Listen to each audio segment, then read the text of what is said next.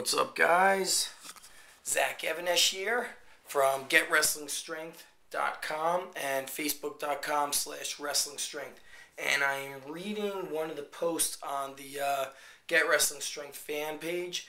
And let me hook you guys up with a question. I'm going to answer this in the blog. My son is a high school wrestler. He's 14. He's been wrestling 3 weeks. Just got his first varsity win. But football is still his first love, so he doesn't want to lose any strength, so he's not really cutting any weight. He's gone from his normal 175 to 169. What recommendations would you have for keeping his strength way up? He squats over 300. What's the recommendation for keeping the strength up while wrestling? He does P90X and Insanity and powerlifts in the very short off season.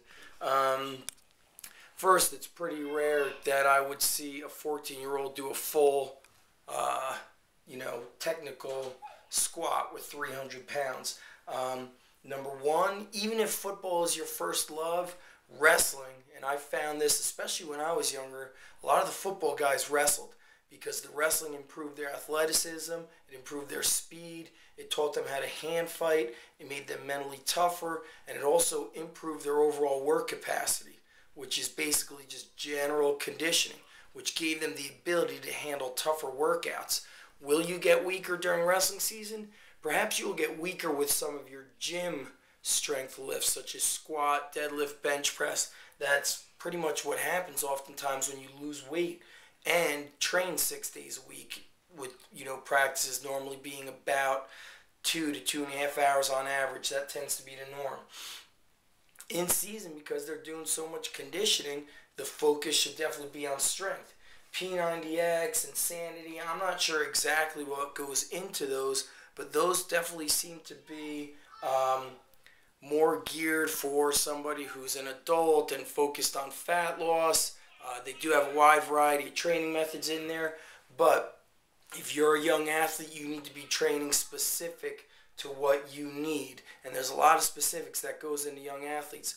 And without getting carried away, there's certainly some 14-year-olds that look like they're 18 and vice versa. Some 18-year-olds that look like they're 14. That's called training age. So my recommendations would be not to worry about losing some of that gym strength, and especially at a young age. The athletes overseas never had kids specialize in a sport until they reached about the age of 15 or 16, unless it was a sport that required early specialization, such as things like gymnastics and figure skating. But the wrestlers from overseas, they engaged in a variety of sports. And wrestling should not be looked at as something like, oh no, I'm going to get weak. Wrestling, if anything, will make you better at football and vice versa. Football players, oftentimes, they're a little bit meaner. They're used to getting hit, so they have a little bit of that toughness coming onto the mat. So those two sports together are a pretty good combination.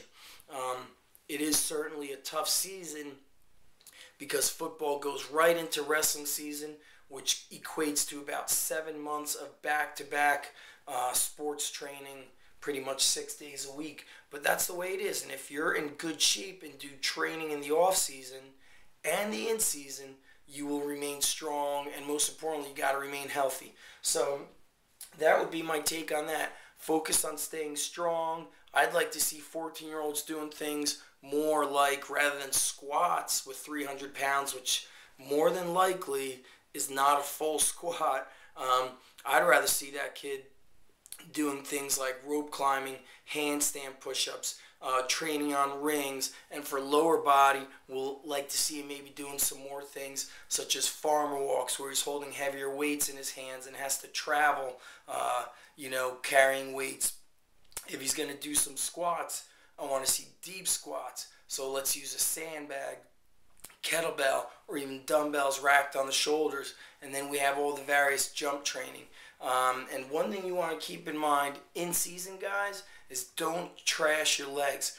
Because if you're wrestling and you're in stance, and then when you do your takedowns and your drills, you're doing a lot of lifting, you're squatting and deadlifting countless times during a workout. So lower the intensity slightly for the lower body work, upper body work. could still be pretty good, but most importantly, you got to listen to your body.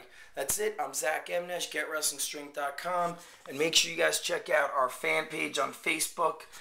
Just go to Facebook.com/WrestlingStrength, and make sure you click on free gift, because I got a free ebook for you guys if you sign up for that. All right, good luck to you this season. Peace.